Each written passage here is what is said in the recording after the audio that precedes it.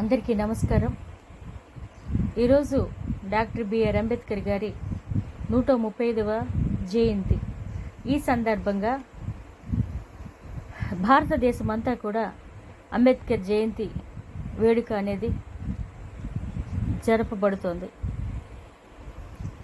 హైదరాబాద్లో అంత భారీ విగ్రహం పెట్టిన తర్వాత ఆ మహానుభావుడు తన కుడి చేతిని చూపిస్తూ ఉంటే అతను ఒక మార్గదర్శిగా అందరికీ కనిపిస్తూ ఉంటారు.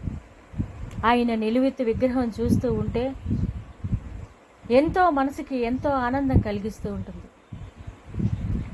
ఒక వ్యక్తి మరణించి జీవించడం ఎంత గొప్పో, ఒక మనిషి యొక్క పుట్టుక అతను అనుకుంటే ఏదైనా సాధించవచ్చు అనేటువంటి ఒక నమ్మకాన్ని ప్రతి ఒక్కరిలో కలిగించినటువంటి అపర మేధావి, అభినవ మనువు డాక్టర్ బిఆర్ అంబేద్కర్ గారు. అన్నీ సక్రమంగా ఉంటేనే చదువుకుంటాము అనుకునేటువంటి ఈ రోజుల్లో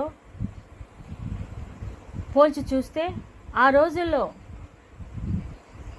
మనుషుల్లో కొంతమంది మూఢభక్తితోనూ మూఢాచారాలతోనూ మరికొంతమందిని అంటరాని వారిగా ముద్ర వేసి మెడలో ముంత మొలకో చీపురు, వేదాలు చదివితే చెవులో సీసం పోసి ఎంతో ఘోరాతి ఘోరంగా మనుషులను అవమానిస్తూ హింసిస్తూ ఉన్నటువంటి ఆ కాలంలో అన్ని పరిస్థితుల్ని తనకి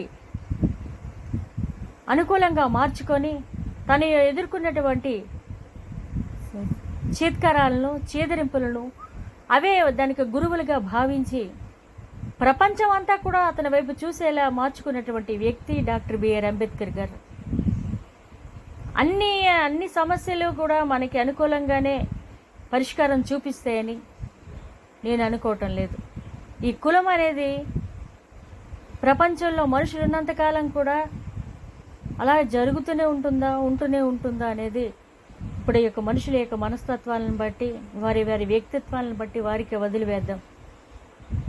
ప్రపంచంలో ఉన్న ప్రతి వ్యక్తి యొక్క రక్తం ఎర్రగానే ఉంటుంది, ఒక గ్రూపులు తప్ప. ఈ గ్రూపిజం అనేది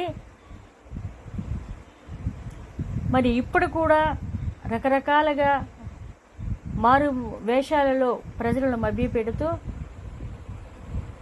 వాళ్లను ఇంకా అణగదొరక్కాలని చూస్తున్నారు. అయితే